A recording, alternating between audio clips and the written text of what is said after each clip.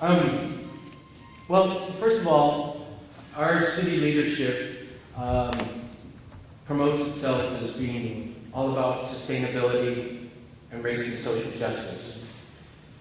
Both of these sites down here don't fit either one of those. They're both unsustainable, and they both have a negative impact on race and social justice. And I think that's some of the other people have alluded to that.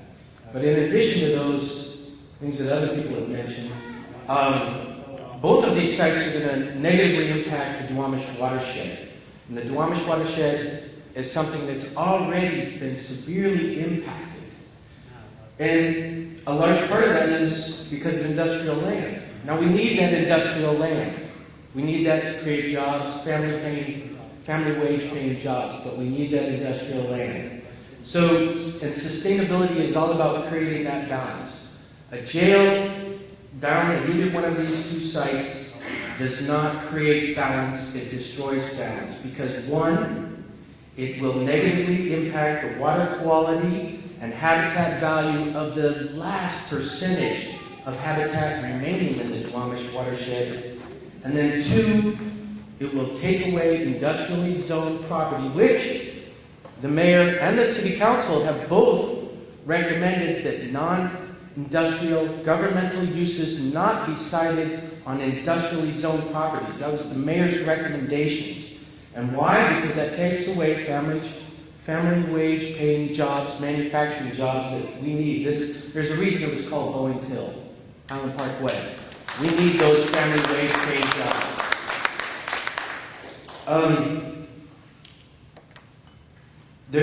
Both of these sites have a lot of ground nesting birds and macroinvertebrates that need to be considered in the EIS. Those things really need to be looked at. And again, this is the last remnant of a once thriving watershed full of abundance and salmon and other wildlife.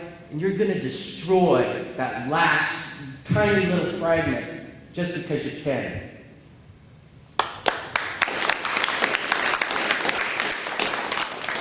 It will impact negatively the stormwater quality at Hand Creek, which runs through the Myers Way site, and also historically ran through the Highland Park Way site.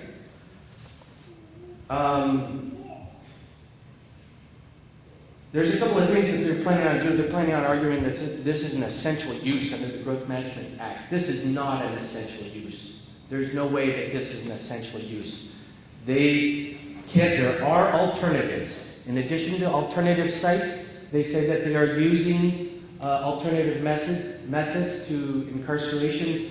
They can improve that. They can expand on those alternative methods. Look at the population that's in jail. Homeless and substance abuse users. Are those people really, is the solution to put them in jail? What does that do? Does that solve them being homeless? Does that solve their substance abuse issue? No. They need to look at actually solving those problems, not just sticking them in a concrete block system.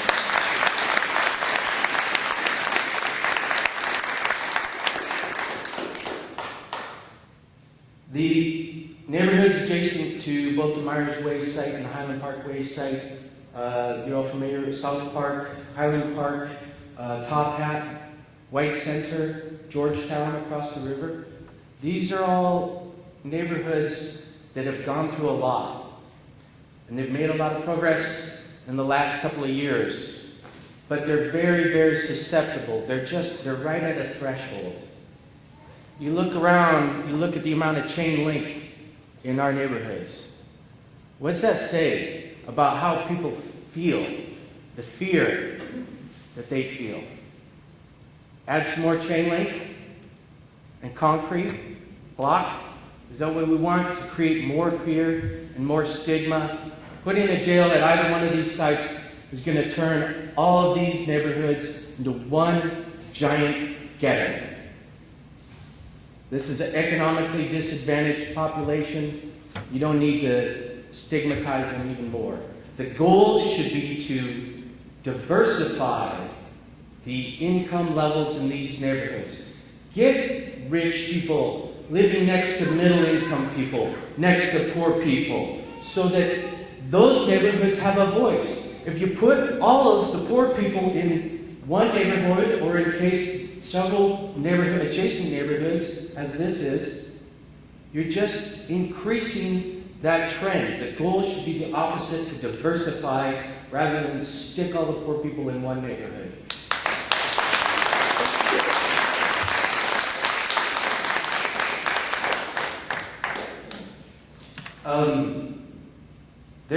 There's one comment I wanted me to address is to how is this going to affect the administration, including the public defenders? How did they get down here? Maybe you can do some things over closed-circuit TV, but you still, this is going to decrease the efficiency of both the administration and the public defense system. And when you do that, that means more cost for taxpayers. You've got, talk about global footprint, let's have people drive all over Seattle, or the north, people from the north end coming down to the south end. There's a good carbon footprint for you.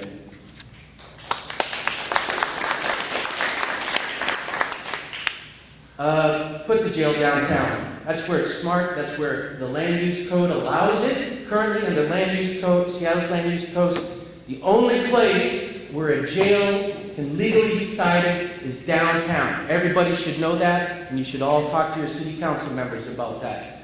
Do not change that. The plan, the growth management plan, was made for a reason. If the city goes changing it willy-nilly just to accommodate some assumption about a low-rise facility, that's wrong. They need to actually look, don't make assumptions, look at a high-rise option downtown where it belongs, where the infrastructure exists, the social services exist, including light rail, the infrastructure. What about bus? How are we going to get people to and from these sites that don't have their own transportation? I'm mindful of the time, and I know we want to make sure to get to all the tables, so if you could wrap up in 8 minutes, we'll look back around if there's more time at the end. Thanks. There's plenty of time. We got 4 years.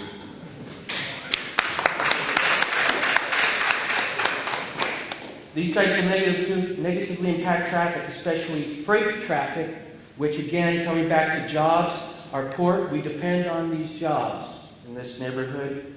When you destroy the South Park Bridge and the Alaskan Way Viaduct, that's going to be an even heavier traffic impact. Transportation from north and east side cities to both of these south end sites is going to be impossible.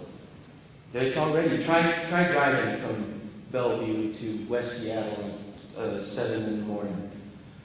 Both sites are next to residential areas, immediately next to residential areas and green spaces. Our green spaces are our neighborhood asset. Look at other neighborhoods, say Mount Baker, they've got Lake Washington and the Boulevard. That's their neighborhood asset, the physical asset that makes that such a nice neighborhood. Our physical asset here is our green spaces. And people love the green spaces. People are walking through the green spaces. When you put a jail next to those green spaces, they are now unfriendly. And I'll take you, anybody that wants to go, to show you where all the homeless encampments are now in our green spaces. And you're just going to increase that pressure. We need to find those people a place to live, not build a jail to stick them in.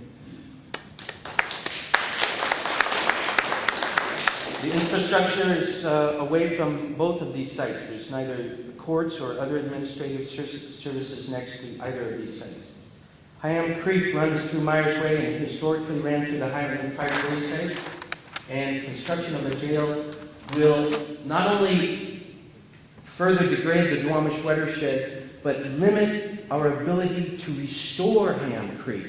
It's a critical natural resource that we have a responsibility to steward, and we're not going to do that. We're not going to be able to do that if you build a jail at either one of those sites. This public outreach that you have is flawed. Immigrant, first-generation people are barely represented here. We all know that those people live and we enjoy living next to those people. They should be here. The city has a responsibility to get those people in the door. This is not public process. This is not public process. It's not public process. In short, put the jail downtown or expand Kent Regional Justice Center. Thank you.